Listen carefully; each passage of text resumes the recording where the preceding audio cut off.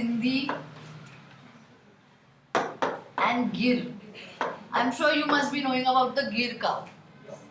Do you know about the Gir cows? Yes. Gir milk is very costly, okay? Yes.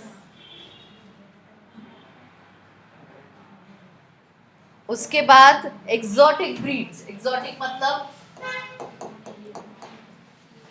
बाहर वाले. हम exotic vegetables किनको बोलते हैं? ब्रोकली. और हाँ, जो यहाँ कल्टीवेट नहीं होती है, बाहर से आती है. So exotic breeds is the outside one, जो इंडिया में नहीं है, बाहर है. इसमें you will write about New Jersey, brown Swiss, New Jersey, brown Swiss,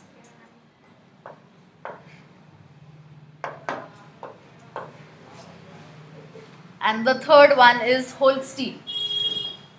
Holstein. Holstein. Done. Now we will write about Indian buffaloes. So Indian buffaloes will be 3 types, 6 breeds. Indian buffaloes के 6 breeds. Okay? लिखो.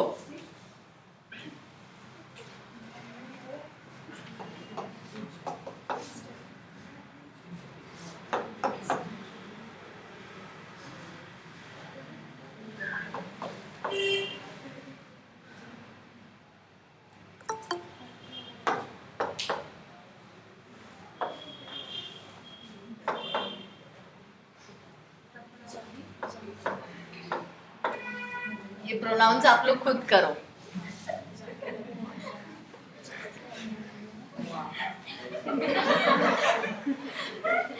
जाफराबादी, मेहसाना, मुर्रा, and there are the MURR है.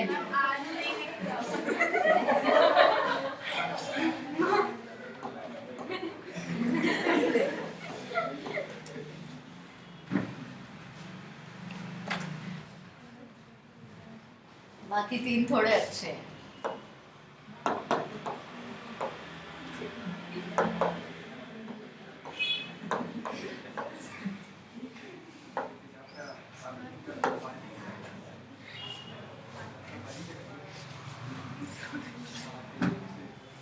अब MCQ क्या आता है, इसमें से कौन से काउज हैं और बफेलोज हैं? तो वो सिंधी, गिर और पहली वाली कौन सी थी काउज में? सहवाल. वो काउज है. और ये 6 बफेलोज हैं. ये तो आइडेंटिफाई करना आना ही चाहिए आपको MCQs में. ओके. उसके अलावा एक्सोटिक ब्रीड्स कौन से हैं? काउज के. बफेलोज के एक्सोटिक ब्रीड्स नहीं है अपने पास.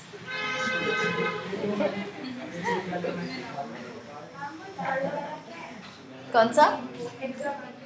Brown Swiss, Holstein, HOL it is. HOLSTIN, Holstein. Holstein, brown Swiss, New Jersey. ये नाम से ही समझ में आता है कि वो एक्सोटिक वाले हैं. You can not put it into Indians. Okay. और वो वाले जो नाम ही है, सहवाल, सिंधी, गिर, वो नाम से समझ में आता है कि इंडियन है. ऑलराइट. ब्राउन स्विस को इंडियन में डालेंगे क्या? नहीं.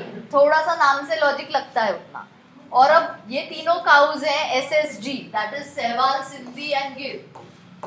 SSG are the cows. उसके बाद अब यहाँ पे जाफराबादी, मेहसाना, मुर्रा, नीली, सुरती एंड नागपुरी. ये सारे काउज हैं. इंडियन बफेलोज हैं. सो ये सिर्फ नाम लिख के रखो यहाँ पे. उसके अलावा डेयरी फार्म मैनेजमेंट में यही है. इसमें जो पॉइंट नहीं दिया हुआ है वो ये है कि स्मॉल स्केल हो सकता है, लार्ज स्केल हो सकता है. मतलब 50 to 60 काउज हो सकती है और 4-5 काउज भी हो सकती हैं. इसमें जो और एक पॉइंट नहीं दिया हुआ है वो ये है कि एक फार्म में डिफरेंट ब्रीड्स हो सकते हैं कि नहीं हो सकते हैं. हो सकते हैं. Okay. So one dairy farm can have only 1 breed. कोई फार्म रहता है जो सिर्फ गिर काउ का करता है. Okay. Specialized for Gir cow. But कोई फार्म रहता है जिसमें मल्टीपल ब्रीड्स रहते हैं. मतलब गिर काउ भी रहेगी, सिंधी भी रहेगी, सुरती बफेलो भी रहेगा. So they provide buffalo milk also, they provide cow milk also. So ये 2 पॉइंट्स इसमें नहीं दिए हुए हैं कि स्मॉल स्केल हो सकता है और लार्ज स्केल हो सकता है. And it can B single breed and it can be multiple breeds. ऐसा ज़रूरी नहीं है कि एक फार्म में एक ही ब्रीड ऑफ काउज रहे. मल्टीपल ब्रीड्स रह सकते हैं. बफेलो और काउस के मल्टीपल ब्रीड्स रह सकते हैं. ओके, चलो. Next now come to poultry farm management. What do you understand by the word poultry? Chicken, hen, okay, birds basically. Hen is a bird. So now poultry का हम क्यों क्यों use करते हैं? Eggs and meat. So there are two. Broiler किसको बोलते हैं? Meet वाले को कि एग वाले को? मीट वाले को. Okay, when you basically see जो ये चिकन फॉर मीट मिलता है, they are broiler chickens. Broiler is for meat. And egg layers are special birds. वो अलग रहेगी जो एग लेइंग के लिए रहेगी. तो अब जब खाना दे रहे हैं, ज़्यादा प्रोटीन किसको प्रोवाइड करेंगे? ब्रॉयलर को कि एग लेइंग वाले को? एग लेइंग वाले को. हमको मास किसका बढ़ाना है? बिकॉज मीट वाला बाय वेट बिकता है. Okay, by weight it is sold. So उसका वेट बढ़ाना है, उसको प्रोटीन ज़्यादा देंगे. और एग लेइंग वाले को क्या ज़्यादा देंगे? कैल्शियम ज़्यादा देंगे. ओके, सो यहाँ पे पोल्ट्री में डिफर करेगा कि हम ये हेंस को ब्रॉयलर के लिए रख रहे हैं और ये हेंस को एग लेइंग के लिए रख रहे हैं. तो जिनको ब्रॉयलर के लिए रख रहे हैं, जिनको मीट के लिए रख रहे हैं, उनको खाना अलग देंगे. जिनको एग लेइंग के लिए रख रहे हैं उनको अलग टेम्परेचर और अलग लाइट में रखेंगे. क्यों? क्योंकि एग लेइंग के लिए एक पर्टिकुलर टेम्परेचर लगता है. तो लाइट से क्या होता है? वो टेम्परेचर मेंटेन रहता है, वार्मनेस मेंटेन रहता है. वेराज ब्रॉयलर को इसकी ज़रूरत नहीं है कि वो पर्टिकुलर टेम्परेचर में रहे, बिकॉज उसको एग लेइंग के लिए नहीं यूज़ कर रहे हैं.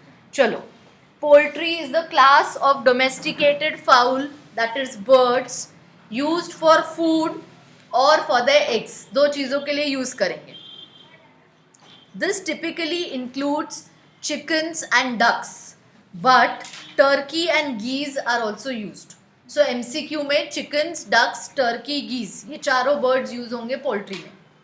The word poultry is often use to refer to the meat of only these birds, but in a more general sense it may refer to the meat of other birds too. जब हम poultry बोल रहे हैं, means the meat of all the birds. But commonest birds हैं chicken, ducks, turkey and geese. But और कोई bird भी अगर कोई खाता है तो that will also come under poultry. As in dairy farming, number 1, selection of disease-free and suitable breeds is important. So disease-free चाहिए, breed अच्छा चाहिए. जिससे हम चालू कर रहे हैं फार्म, हमको वो ब्रीड अच्छा चाहिए ताकि आगे वही ब्रीड बढ़ता जाएगा फार्म पे, रिप्रोडक्शन होके. Second, proper and safe farm conditions. Third, proper feed and water. Fourth, hygiene and health care are important components of poultry farm management.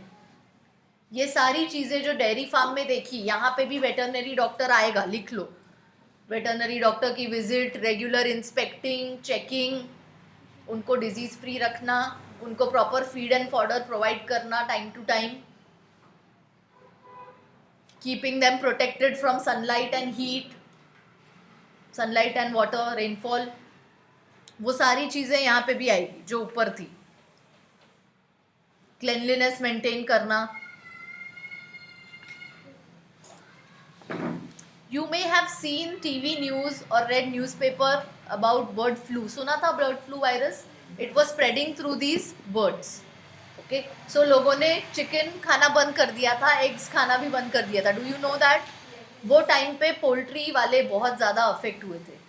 The people who were basically involved with this poultry farm management, जब ये bird flu virus आया, उनका business एकदम बंद हो गया. Because people stopped eating chicken, people stopped eating eggs. तो सब एग्स वेस्ट जा रहे थे. ओके, तब एग्स का रेट बहुत कम हो गया था. What is normally the rate of one egg? 5. And तब क्या हो गया था? तब 2 रुपीज़ तक आ गया था. Because people were not buying. So when there is abundance और खरीदने वाला नहीं है तो क्या होता है? रेट कम हो जाता है. ओके, जब खरीदने वाले बहुत हैं तो रेट बढ़ जाता है. जैसे विंटर सीजन में रेट बढ़ जाता है एग्स का. क्यों? As compare to summers. Eggs are heat. Okay, eggs में हीट रहता है तो समर सीजन में बहुत सारे लोग प्रेफर नहीं करते to have eggs, but winter में दे हैव एग्स. तो विंटर में डिमांड बढ़ जाता है. डिमांड बढ़ जाएगा तो रेट बढ़ जाएगा. ऑलराइट, तो यहाँ पे अभी फिर से हमको लिखने हैं इंडियन ब्रीड्स और American breeds. Again we have to write Indian breeds and American breeds, the exotic breeds.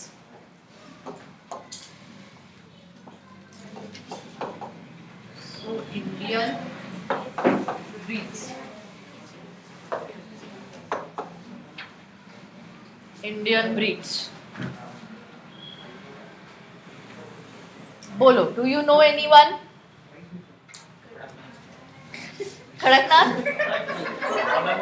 हाँ, it's correct. How do you know it? Illegal नहीं है. It's not illegal. I don't know that it.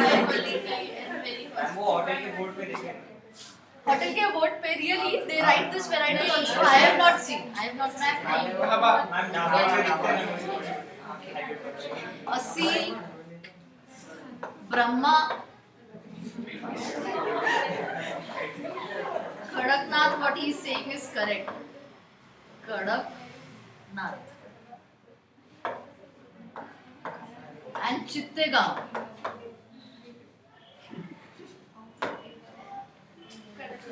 Aseel, Brahma, Kadaknath, Chittagong. So I have not scene कि ऐसे breeds लिखे हुए रहते हैं. वो मैंने नहीं देखा है. कड़कनाथ फेमस है मैम. हाईवे से आओ मैम, राइट साइड में कोड बहुत ज्यादा maybe. Next is American ones. या फिर पहले एशियन वाले लिख लो. Asian breeds.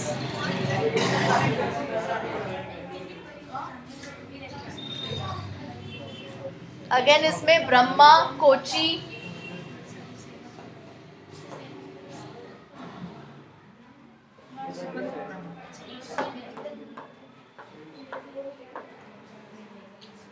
लैंगशन.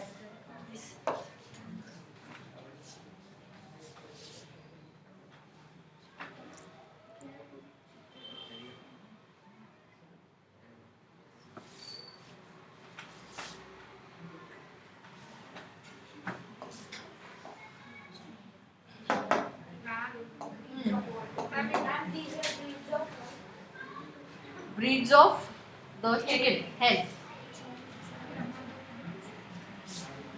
इसके बाद अमेरिकन ब्रीड्स.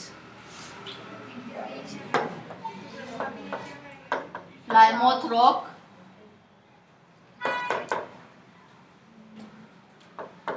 रोडे आइलैंड रेड.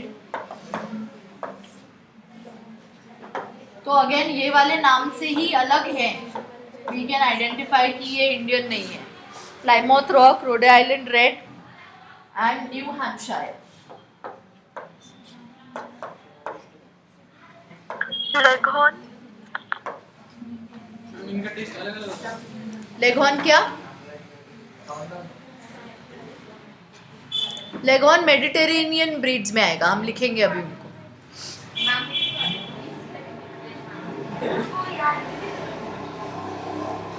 एक बार लिखा रहेगा तो एमसीक्यू में देख के याद आ सकता है.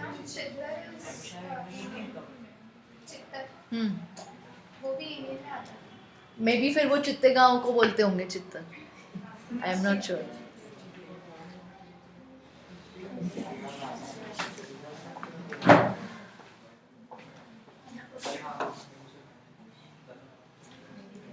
Mediterranean breeds.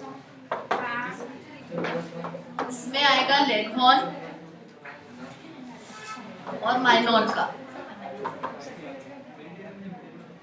Now as he is saying, जिसको मैं स्टार मार्क लगाऊंगी, they are more famous for their meat. वो एज ब्रॉयलर्स यूज होते हैं. टेस्ट अलग अलग होती है. हाँ, but I have not tasted, but breed अलग अलग है तो अलग अलग ही रहती होगी taste. So Aseel, Kadaknath and Brahma, they are good in meat. They are broilers. Leghorn again is a famous for broiler. Plymouth Rock भी famous for broiler. And also Rhode Island Red. ये सिर्फ नाम लिख के रखो. You might see them in your MCQs, तो आपको पता रहना चाहिए. पोल्ट्री फार्म मैनेजमेंट के पॉइंट्स में लिखो टेम्परेचर मैनेजमेंट इज इम्पॉर्टेंट, जो हमने डेयरी फार्म में नहीं देखा. Temperature management of the farm is important and light management of the farm is important. ये टेम्परेचर और लाइट बेसिकली मैनेज करते हैं फॉर एग लेइंग. बिकॉज क्या हम उनको नॉर्मली एग लेइंग करा रहे हैं? नहीं, हम स्टिम्युलेट करते हैं egg laying, production of egg and laying of eggs. So artificially हमको वो कंडीशंस प्रोवाइड करनी पड़ती है।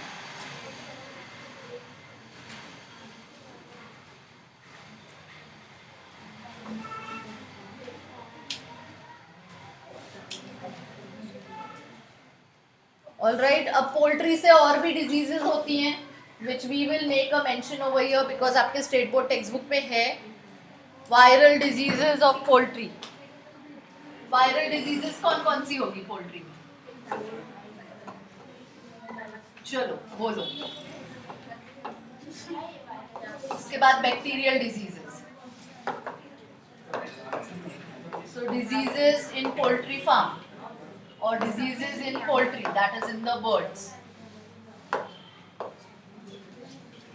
You will have viral diseases, you will have bacterial diseases, you will have protozoal diseases. Viral diseases में क्या क्या आएगा? एक तो जो हमने commonly देखा, कौन सा? Bird flu. उसको और क्या बोलते हैं? Do you know the other name to bird flu? Avian influenza. Avian is the word for bird. Avian influenza, which is also called bird flu. Then next is bronchitis, inflammation of the bronchus. Third is Ranikhet. Ranikhet is a viral disease, MCQ आता है of the poultry.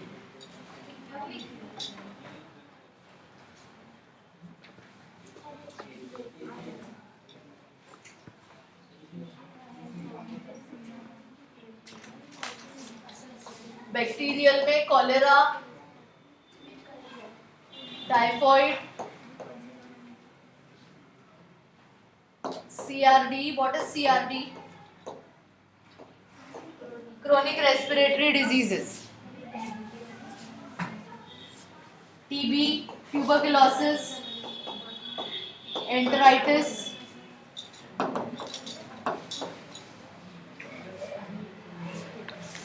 ये bacterial diseases होगी। इसमें से MCQ आता है रानीखेत पे, MCQ आता है बर्ड फ्लू पे। बर्ड फ्लू तो मेंशन्ड ही है MCQ में, NCERT टेक्स्ट बुक में। तो बर्ड फ्लू के साथ और कौन सी वायरल डिजीज है जो कॉमन है? वो रानीखेत है। उसके बाद बैक्टीरियल डिजीजेस में we have seen now, typhoid के लिए बैक्टीरिया, ट्यूबरकुलोसिस के लिए बैक्टीरिया, गैस्ट्रोएंटेराइटिस के लिए बैक्टीरिया, तो वो सब बैक्टीरियल में जाएंगे। पैरासिटिक, पैरासिटिक में क्या आएंगे? राउंड वर्म्स,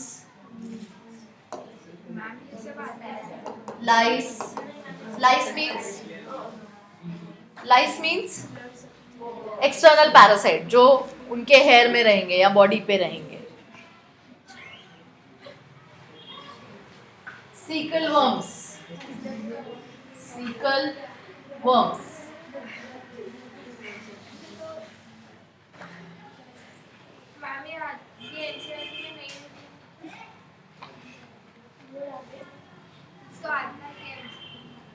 मतलब एनसीईआरटी के कॉर्नर पे लिख के रखो तो ये एनसीईआरटी में आ जाएगा। जो नोट्स एनसीईआरटी में लिख के रखे हैं वो एनसीईआरटी में इंक्लूडेड है।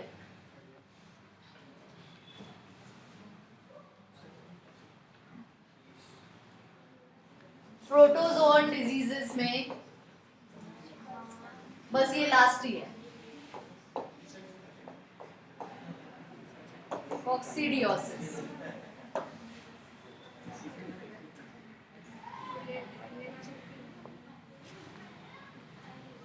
सो ये पार्ट अदरवाइज इजी है। अगर आप ये जो बोर्ड पे लिखा है मैंने उसको छोड़ दें तो डेयरी फार्म मैनेजमेंट और पोल्ट्री में से बाकी सारे MCQs इजीली सॉल्व होते हैं। Now come to next page. Animal breeding वाला पूरा पार्ट छोड़ो, वो हमारा हो गया है। Come to beekeeping. हाँ ये लिख लो।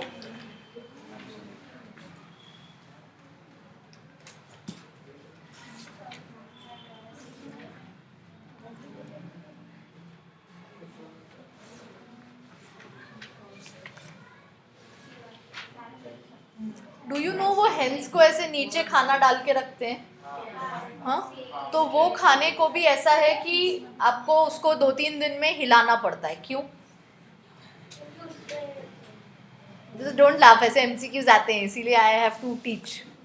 ओके, वो खाने को क्यों ऐसे 2-3 दिन में मूवमेंट देनी पड़ती है, मतलब उसको ऐसे स्टेबल नहीं रहने देंगे फॉर मैनी डेज। हाँ, क्योंकि उसमें फंगस और ये सब अक्यूमुलेट होना चालू हो जाएगा। अगर हमने घर पे भी, इफ़ यू विल सी, अगर कोई चीज़ है जिसको 3-4 साल से हाथ नहीं लगाया है तो क्या हो जाता है उसके ऊपर। ओके, हम बोलते हैं कि ये चीज़ यूज़ नहीं हुई तो उसके ऊपर वो लेयर लग गई है या फंगस लग गया। तो वैसे ही ये वाला जो फॉडर है उसको हिलाते रहना पड़ता है। Means fodder should not be stagnant. Stagnant मतलब एक ही जगह पे रखा हुआ है बहुत टाइम से। It should not be stagnant, उसको मूवमेंट देना चाहिए ताकि उसके अंदर जो जर्म्स होंगे, जो भी फ्लाइज वगैरह होंगे, सब उड़ जाते हैं बाहर। चलो, कम टू पेज नंबर 169। बीज क्यों चाहिए हमको? हनी बीज, हनी के लिए। ओके, हनी का क्या इम्पोर्टेंस है? हेल्थ के लिए अच्छी रहती है। कितने लोग खाते हैं यहाँ पे Honey? That's good. Okay, what else? Bees wax. Okay, wax is used in various industries. What else? Bees are pollinating agents जो काम करते हैं पॉलिनेशन में। सो बहुत सारे फार्मर्स को अपने फार्म में बी हाइव बनाना पड़ता है, या अगर बना है तो उसको वो डिस्ट्रॉय नहीं करते क्योंकि वो बीज किस में हेल्प करेंगे? पॉलिनेटर। फ्री में पॉलिनेशन करके देंगी ना bees. Okay, they are going to do the pollination. So चलो, बी कीपिंग। बी कीपिंग को बोलते हैं apiculture. Apiculture, MCQ. Bee keeping is also called apiculture, is the maintenance of hives of honey bees. Honey bees के घर को hive बोलते हैं। For the production of honey. अब ये हाइव्स जो हैं ये ग्राउंड लेवल पे बनते हैं क्या? कहाँ पे बनते हैं? ऊपर झाड़ों पे, या तो लॉन्ग ट्रीज पे या तो श्रब्स पे, बट एटलीस्ट श्रब जितनी हाइट तो चाहिए उसको। It has been an age old cottage industry, मतलब कन्वेंशनली बहुत टाइम से ये चल रहा है, हाइव में से बी को एक्सट्रैक्ट करना। Honey is a food of high nutritive value and also finds use in the indigenous system of medicine. Indigenous means conventional, native system of medicine.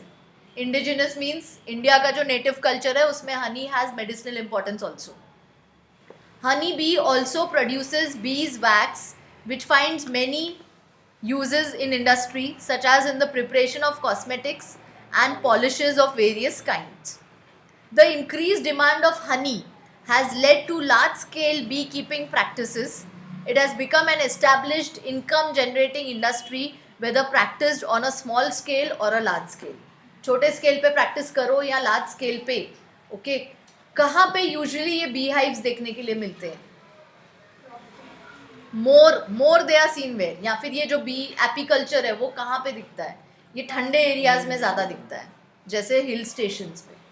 Hill stations पे यू विल सी ऐसे apiculture areas रहते हैं जहाँ पे सिर्फ अंदर जाएंगे उस इन दैट फार्म तो बहुत सारे बी हाइव्स रहेंगे।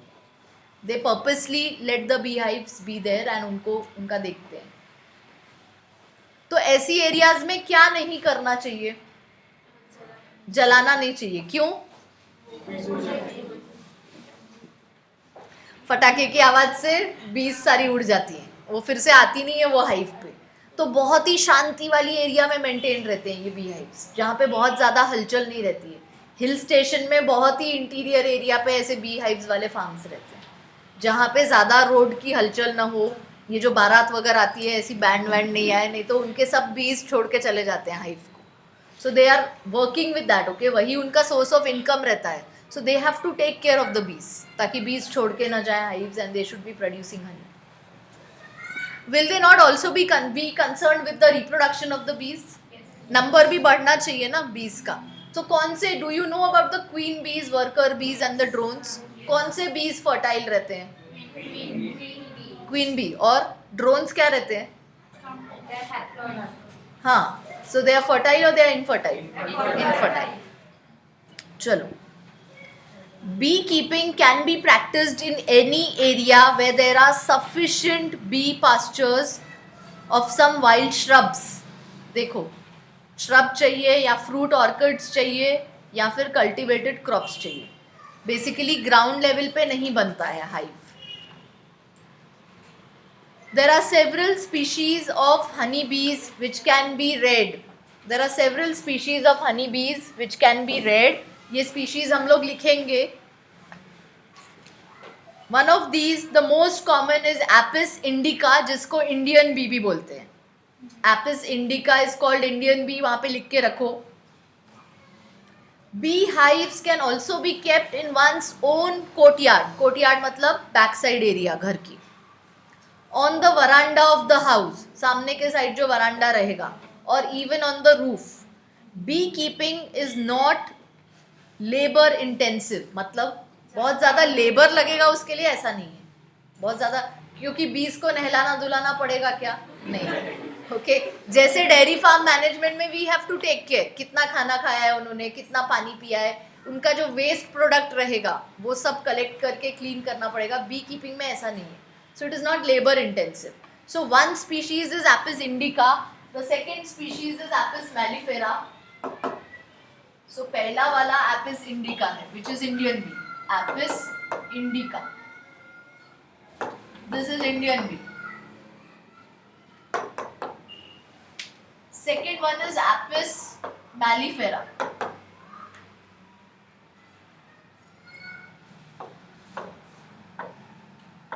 बेसिकली ये दोनों यूज होते हैं एपीकल्चर में. एपिस इंडिका और एपिस मैलिफेरा ये दोनों यूज होते हैं एपीकल्चर में. इसके अलावा है एपिस फ्लोरिया एंड एपिस डोर्साटा. ये 3 और 4 नहीं यूज होते हैं एपीकल्चर में, but Apis mellifera and Apis indica is used. उसमें से भी most common is Apis indica which is the Indian B.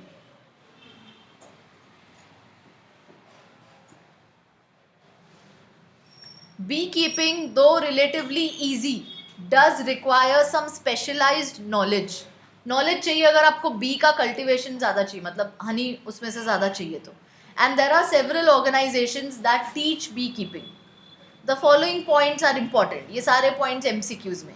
Knowledge of the nature and habitat of bee, उनको कैसा हैबिटेट लगता है, कैसा नेचुरल इन्वायरमेंट लगता है. Selection of suitable location for keeping the bee hives. Catching and hiving of swarms, that is a group of bees. अगर हमको एक आर्टिफिशियल जगह पे बी हाइव बनाना है तो बीज लानी पड़ेगी ना दूसरी जगह से और वहां डालनी पड़ेगी.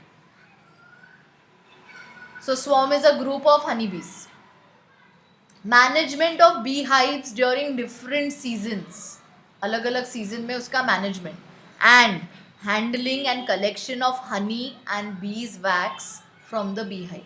ये कहाँ से निकालने पड़ेंगे? हनी और वैक्स बी हाइव में से निकालने पड़ेंगे, और उसको फिर उसका प्रॉपर हैंडलिंग और ट्रांसपोर्टेशन और उसका selling.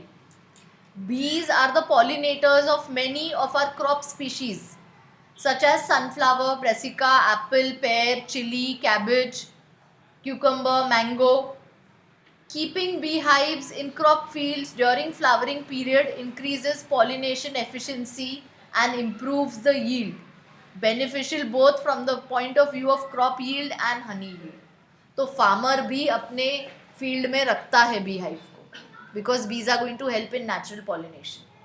So all this is with apiculture. You need to understand that these 4 species are there. The most commonest one is Apis indica. उसके बाद जो जो नेचुरल इन्वायरमेंट चाहिए. अब हम आर्टिफिशियली भी एक बी बॉक्स ये आर्टिफिशियली भी मिलता है, जिसमें आप ग्रुप ऑफ बीज को लेके आओ और उनको रखो. तो वो ये आर्टिफिशियल बी बॉक्स कैसे बना है? जैसा नेचुरल हाइव रहता है उसको स्टिम्युलेट करके बना है, उसको सिम्युलेट करके. सिम्युलेट मीन्स वैसी सेम टू सेम कंडीशंस इसके अंदर रखो और इसमें स्वैम लाके डाल दो. What is swum? Group of बीज. तो फिर वो वहाँ पे ग्रो करना चालू होती है. आर्टिफिशियल बी बॉक्स भी रहता है. Now last one, fishery. What do you understand bye fishery? Fishes को पकड़ना. Okay, do you know that सब लोग फिशेस खाते हैं? It's a staple food in the coastal areas. Okay, so basic economic importance. बहुत सारे लोग ये फिशिंग से ही पैसा कमाते हैं. हैव यू सीन फिशिंग करते हुए लोगों को? Now what is the fishing called? जब हम फिशेस को पकड़ते हैं और उनको डू यू नो कि उसको स्टोर भी करते हैं कोल्ड स्टोरेज में और फिर ट्रांसपोर्ट करते हैं एक जगह से दूसरी जगह. इस सब को बोलते हैं pisciculture. So fishing is also called pisciculture. Then what is aquaculture? Flora and fauna both are yes, सारे aquatic organisms का cultivation is aquaculture. So there is difference between the words pisciculture and aquaculture. MCQ. Pisciculture मतलब सिर्फ fishes, only fishes. Aquaculture means all aquatic organisms. इसमें flora और fauna दोनों आ गए. All aquatic organisms. ये MCQ में आता है. Difference between aquaculture and pisciculture. तो एक्वाकल्चर के अंदर पिसिकल्चर नहीं इंक्लूड होगा क्या? होगा. कैसे? क्योंकि जब मैं बोल रही हूँ ऑल aquatic organisms तो इसमें फिशेस भी आएगी ना. बट जब हम स्पेसिफिकली फिशेस का कल्चर कर रहे हैं और उसके साथ डील कर रहे हैं, दैट इज पिसिकल्चर. पर एक्वाकल्चर में aquatic organisms बोल रहे हैं, मतलब पिसिकल्चर एक्वाकल्चर में इंक्लूड हो सकता है ना. MCQ हो गई है. एक्वाकल्चर में फिशेस भी आएगी क्योंकि हम ऑल aquatic organisms बोल रहे हैं. लेकिन पिसिकल्चर में फिशेस के अलावा कुछ आएगा क्या? नहीं आएगा. Okay, pisciculture will be exclusive to fishes. चलो देखो, fishery is an industry devoted to catching. पहले तो फिश को पकड़ना पड़ेगा. प्रोसेसिंग और selling of fish, shellfish और other aquatic animals. A large, अब बाद में आएगा ये वाला differentiating point. Large number of our population, fishery में ये सब आएगा. देखो लिखा हुआ है. जब हम जनरल में फिशरी बोल रहे हैं तो शेलफिश, अदर aquatic animals और फिशेस, ये सब आएगा.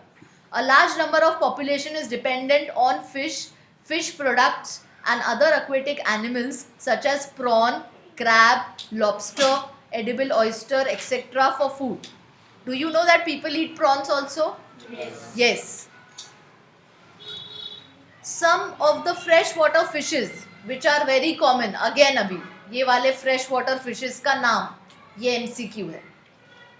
कटला, rohu, common crab. Catla, rohu, common crab. यहाँ पे एक और ऐड करो, इट इज मृगला.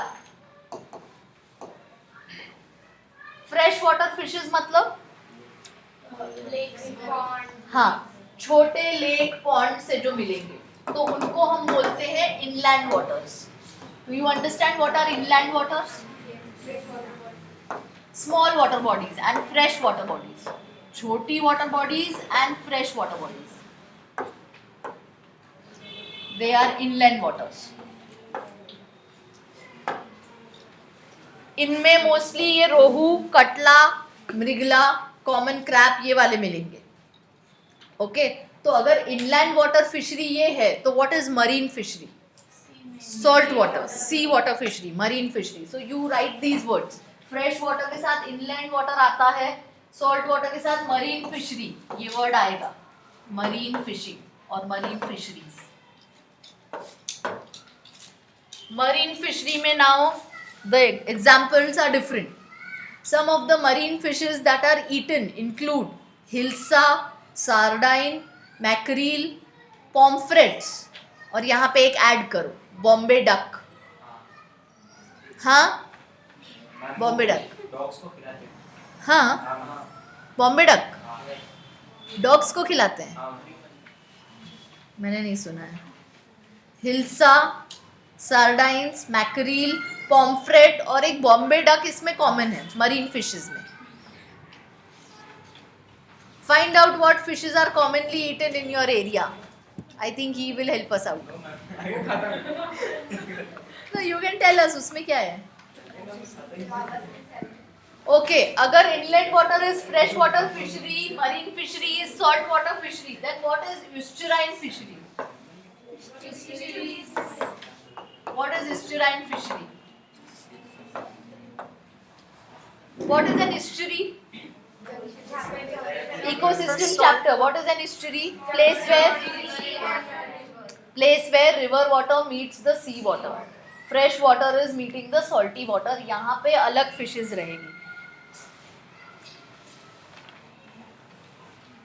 चलो next page. Fisheries has an important place in Indian economy. It provides income and employment to millions of fishermen. And farmers particularly in the coastal states, वहीं पे ये ज़्यादा काम है इसका. ओके, यहाँ पे फिशिंग इतना ज़्यादा नहीं होता है बिकॉज इतना ज़्यादा वाटर बॉडीज़ नहीं है. For many it is only source of their livelihood. कुछ कुछ लोगों का यही सोर्स ऑफ इनकम रहता है. In order to meet the increasing demands of fisheries, different techniques have been employed to increase the production. For example, through aquaculture and pisciculture, we have been able to increase the production of aquatic plants and animals, both fresh water and marine water. Find out the difference between pisciculture and aquaculture. Pisciculture is only exclusive to fishes. Aquaculture means all the aquatic organisms, all the aquatic life forms. ऐसा आएगा MCQs में. This has led to the development and flourishing of the fishery industry, and it has brought a lot of income to the farmers in particular and the country in general. We now talk about blue revolution. So blue revolution will be related to water, will be related to aquatic industry, as being implemented along the same lines as green revolution. Green revolution is related to plants. Okay, fishes को खाने के अलावा और कौन सी चीज़ मिलती है उसमें से? ऑयल. यस, सो लिख लो वहाँ पे फिश ऑयल, फिश जेली, ये सारे इंपॉर्टेंट चीज़ें हैं. And also fertiliser. Fish guano, guano is the excretory product of the fish, उससे भी फर्टिलाइजर बनता है. अगेन ये जो फिश कल्चर होगा, it can be monoculture and polyculture. What do we mean by mono and poly? एक ही type के फिशेस कल्चर कर सकते हैं या मल्टीपल टाइप के कर सकते हैं. बट जब मल्टीपल टाइप के करते हैं तब देखना पड़ता है कि दोनों एक दूसरे को हार्म नहीं करें. जैसे घर के फिश पॉन्ड में अगर 2 फिशेस एक कल्चर की रखी और 2 दूसरे की रखी, और वो अगर ये पहले वाले को खा लेगी तो हमारा कोई बेनिफिट होने वाला है क्या? नहीं. तो जब हम फिश टैंक में फिशेस रखते हैं अलग अलग ब्रीड्स की, अलग अलग टाइप्स की, हम क्या देखते हैं कि ये एक दूसरे को हार्म नहीं करें, एक दूसरे से फ्रेंडली होके चलें. वैसे ही ये वाले पिसिकल्चर में वी विल सी कि जो हम पॉलीकल्चर कर रहे हैं उसमें फिशेस ने एक दूसरे को खाना नहीं चाहिए. ओके, एक ग्रुप ऑफ फिशेस ने दूसरे ग्रुप को खाना नहीं चाहिए. दे should be friendly, they should B compatible with each other. So again mono and polyculture, इस पे MCQ आता है. फिश प्रिजर्वेशन एक तो ठंडा करके करते हैं उसको, और दूसरा क्या करके करते हैं? पानी में रख के. Okay, what else? Frozen is हो गया, चिली करना, फ्रोजन करना. और कौन सा प्रिजर्वेशन का मेथड होता है? ड्राइंग. ओके, सन ड्राइंग करते हैं ताकि वो सूख जाए पूरे, उसके बाद उसको प्रिजर्व करते हैं. और सॉल्ट प्रिजर्वेशन, उसको सॉल्टी कर देते हैं और फिर उसको कैन्स में भर के ट्रांसपोर्ट करते हैं. So all these points you will see in the MCQ.